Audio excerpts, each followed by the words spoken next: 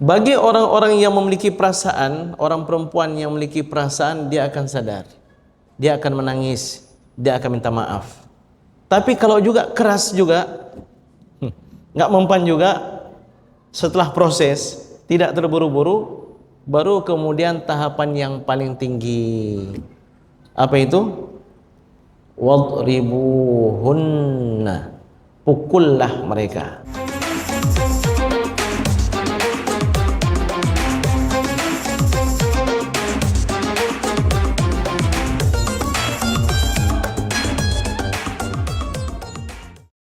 Sidang hadirin wal hadirat Bapak sekalian yang dimuliakan oleh Allah Subhanahu wa taala. Panduan kita dalam kajian ini juga adalah hadis yang diriwayatkan oleh Imam Al-Baihaqi dan Abu Ya'la bahwa Rasulullah sallallahu alaihi wasallam bersabda, "Al-ajalatu minasyaitan." Terburu-buru itu termasuk bagian daripada syaitan. Wal anatu minallah, dan ketenangan itu dari Allah Subhanahu wa taala. Ketenangan ini persis seperti sebahagiannya sudah kita kaji di pertemuan yang lalu, dituntut dalam segala hal. Berangkat kita ke masjid hendaknya tenang. Jangan ngebut-ngebut, jangan terburu-buru. Pesan Nabi sallallahu alaihi wasallam, "Idza sami'tumul iqamata," kalau kalian mendengarkan iqamat, famshu ila shalah, bersegeralah berangkat ke salat. Bersegera bukan berarti buru-buru. Bersegera artinya sekarang. Kalau terburu-buru, tergopoh-gopoh. Ya. Wa alaikum bis sakinati wal waqar, dan hendaknya ketika kalian berangkat ke masjid itu jagalah sakinah, ketenangan, wal waqar, dan kewibawaan. Wala tusri'u, dan jangan kalian buru-buru. Fama adraktum fasallu, yang kalian jumpai lakukanlah salat. Wa ma fatakum fa'timmu, yang tertinggal hendaknya kalian sempurnakan yang tertinggal tersebut. Jadi dalam salat kita juga diperintahkan untuk tumakninah, tidak terburu-buru. Dalam taharah begitu juga. Pesan Nabi SAW kita lihat dalam beberapa hadis yang terdapat dalam kitab Bulughul Maram, hadis-hadis ahkam. Itu Nabi kalau beliau buang air kecil, di antara panduan beliau tidak terburu-buru, beliau mendehem-dehem dulu sampai tuntas. Jangan terburu-buru, karena kalau terburu-buru belum tuntas, lalu kita bersihkan, kita berangkat, mungkin dalam jalan itu ada lagi yang keluar. Dan Nabi pernah mengatakan, kebanyakan azab kubur itu disebabkan dua hal yang ringan dalam anggapan manusia. Yang pertama, karena enggak bersih dari buang air kecil.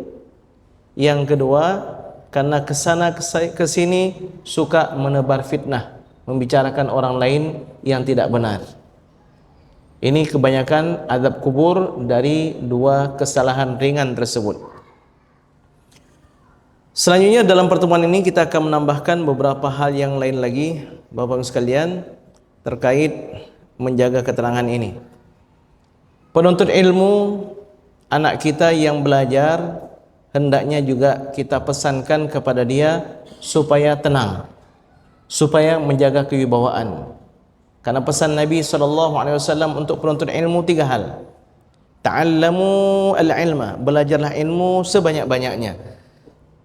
Yang kedua, wa ta'allamu lil-ilmi as-sakinata wal waqar, dan belajarlah demi ilmu yang sudah kalian pelajari. Kalian pelajari apa? As-sakinata wal waqar, ketenangan dan kewibawaan. Jadi orang berilmu tidak selayaknya dia itu tergopoh-gopoh, tergesa-gesa, tidak ada ketenangan. Kita melihat banyak ulama itu bawaannya tenang. Ya, memang demikian. Wa tawadhu liman tata'allamuna min, dan pesan Nabi yang ketiga, hendaknya kalian berendah hati kepada orang yang kalian menuntut ilmu darinya. Jadi di hadapan guru jangan cerita guru yang lain. Ya, ini termasuk di antara adab. Di antara adab-adab kita kepada guru, jangan bertanya kecuali kalau guru tersebut mempersilahkan. Itu banyak disebutkan dalam kitab-kitab, termasuk diantaranya adalah kitab Ta'lim Muta'allim. Baik, kemudian sidang hadirin hadirat sekalian, begitu juga selepas salat tidak selayaknya kita buru-buru keluar dari masjid. Ada orang kadang-kadang dia pakai jubah, berjenggot dia, ya. Begitu selesai salat, assalamualaikum warahmatullahi, assalamualaikum warahmatullahi, itu seperti seolah langsung keluar jarum dari sajadah ke pantatnya, syuk, langsung keluar dia. Ya, panas dia. Padahal panduan Nabi bagaimana? Ya, duduk dulu, berzikir dulu, jangan buru-buru. Bahkan para malaikat di waktu itu mendoakan orang yang duduk di tempat salatnya dengan dua doa. Hadis riwayat Imam Al-Bukhari ini. Allah maghfir lahu, Allah marhamhu. Ya Allah, ampunlah dia dan sayangilah dia. Jadi ini bapak dan ibu yang sedang duduk di majelis ilmu ini, itu malaikat terus mendoakan kita. Terus mendoakan kita, Allah maghfir lahu, Allah marhamhu. Ya Allah, ampunlah dia, ya Allah, sayangilah dia. Dan ini dituntut semua sekalian. Pokoknya tenang, tidak terburu-buru. Kalau boleh kita sampaikan juga kepada imam, ya, jangan terburu-buru mengangkat suara besar-besar dengan zikir. Kalau di belakang itu masih ada masbuk. Makanya sunnah itu imam selesai salat salah satu dari dua posisi ini, menghadap makmum atau menjadikan makmum di sebelah kanannya. Tujuannya apa? Sang imam bisa melihat, oh, ada 10 orang lagi yang sedang masbuk. Jadi kalaupun berzikir, maka suaranya jangan sebesar ketika dia sedang salat. Dijauhkan sedikit. Astaghfirullahalazim alladzi la ilaha illa huwal hayyul qayyum wa natubu ilaih. Lihat di belakang, oh, sudah selesai semua. Astaghfirullahalazim. Begitu. Kenapa? Karena semua kita sedang bermunajat kepada Allah Subhanahu wa taala. Jangan ada di antara kita yang mengganggu orang lain yang kalau dia sedang bermunajat juga kepada Allah Subhanahu wa taala. Ada sebuah hadis pada masa Nabi SAW, seorang sahabat sedang salat. Ada sahabat yang lain membaca Al-Quran, dia keraskan suaranya. Nabi menegur, kullukum tunajuna rabbakum. Semua kalian itu sedang bermunajat dengan Tuhan kalian. Jangan ada di antara kalian yang mengganggu orang lain. Jadi pesan Nabi kepada yang baca Al-Quran ini supaya dikecilkan suaranya. Apalagi kalau kita berzikir, orang bukan sholat sunat tapi sholat fardu, maka hendaknya kita jaga juga ini agar kita tidak terburu-buru, ya. Kemudian sidang hadirin sekalian yang dimuliakan oleh Allah Subhanahu wa taala, saya kumpulkan banyak sekali perkara yang kita itu enggak boleh terburu-buru, termasuk juga dalam ketika kita berhadapan dengan perselisihan dalam rumah tangga. Jangan terburu-buru, tenang dulu, ya kan? Kalau pesan Allah Subhanahu wa taala dalam surat An-Nisa itu, kalau kita mendapati istri yang nusyuz itu artinya durhaka, ya, durhaka itu bisa terjadi pada istri, itu lazimnya, dan ada kalanya juga terjadi pada laki-laki. Tapi seringnya kita bilang nusyuz itu hanya istri, suami ada juga yang nusyuz. Artinya apa? Tidak melaksanakan kewajibannya. Itu yang melanggar kewajiban, tidak memberikan hak, itu namanya nusyuz. Istri dikatakan nusyuz ini, Bapak sekalian, sekedar tahu, jangan jadi bahan untuk nanti mengkoreksi istri di rumah, ya.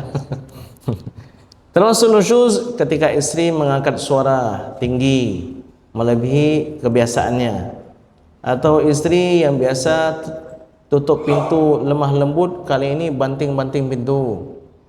Dan nusyuz yang menggugurkan kewajiban nafkah, di antaranya adalah istri keluar dari rumah tanpa seizin suami. Itu juga adalah nusyuz.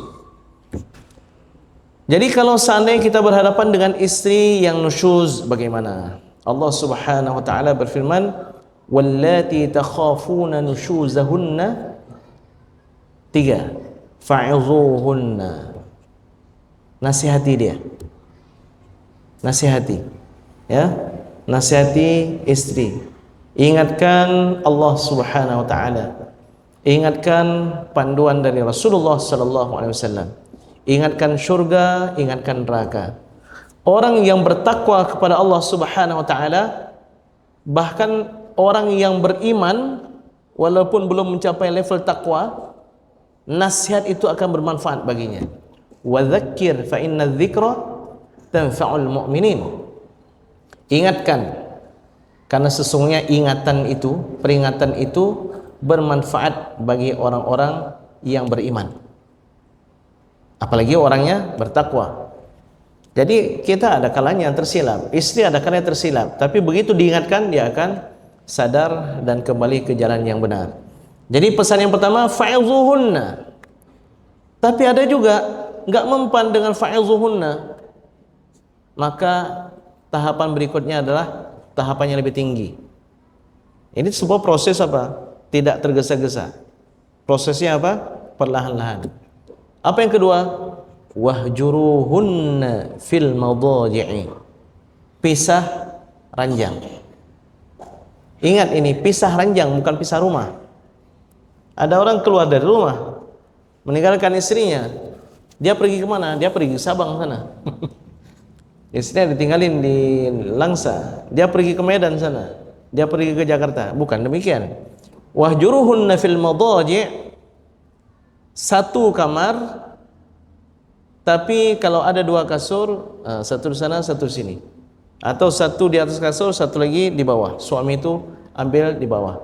Enggak mempan juga, udah pindah kamar, tidur di ruang tamu misalnya. Bagi orang-orang yang memiliki perasaan, orang perempuan yang memiliki perasaan, dia akan sadar, dia akan menangis, dia akan minta maaf. Tapi kalau juga keras juga, enggak mempan juga, setelah proses, tidak terburu-buru, baru kemudian tahapan yang paling tinggi. Apa itu? Wadribuhunna. Pukullah mereka. Pukul yang dimaksudkan bagaimana? Apakah dengan gagang sapu? Dengan rotan? Apakah dengan besi? Abdullah ibnu Mas'ud radhiyallahu anhu mengatakan, beliau mengeluarkan siwak, seperti inilah kalian pukul, dengan siwak yang kecil itu, sekedar untuk menunjukkan apa? Enggak suka. Dan orang perempuan yang punya perasaan, kalau diperlakukan seperti itu, langsung dia akan sangat sedih, tahu diri, sadar dia melakukan kesalahan. Ustadz, kalau enggak mempan juga bagaimana? Boleh kita tinju dia? Ini dia, ya. Semua perlu kepada proses. Jadi kalau seandainya enggak mempan bagaimana? Barulah tahapan berikutnya, fab'athu hakaman min ahlihi wa hakaman min ahliha. Kirim utusan dari sebelah suami dan kirim utusan dari sebelah istri. Mereka membicarakan apa yang sebaiknya kita lakukan pada suami dan istri ini. Dan hendaknya perwakilan dari suami, perwakilan dari istri adalah orang yang soleh, orang yang berilmu, orang yang berpengalaman, dan juga orang yang sabar. Ini enggak mau diputuskan dalam satu malam, harus selesai terus. Belum tentu. Boleh jadi dia perlu kepada proses. Sama seperti penyakit fisik. Kalau seseorang sakit demam, flu, pilek, dikasih obat sama dokter 3x1, kita lihat isinya itu ada 9 butir obat. Dalam satu jenisnya itu ada 9 butir. Yang ini ada 9, ini vitaminnya ada 9. Apakah bisa 3x1 itu 9 butir itu supaya cepat tuntas kita minum semuanya? Ya, cepat tuntas. Cepat tuntas dari dunia langsung ke alam yang lain. Jadi Bapak sekalian, demikianlah perlu kepada ketenangan, tidak terburu-buru dalam segala sesuatu.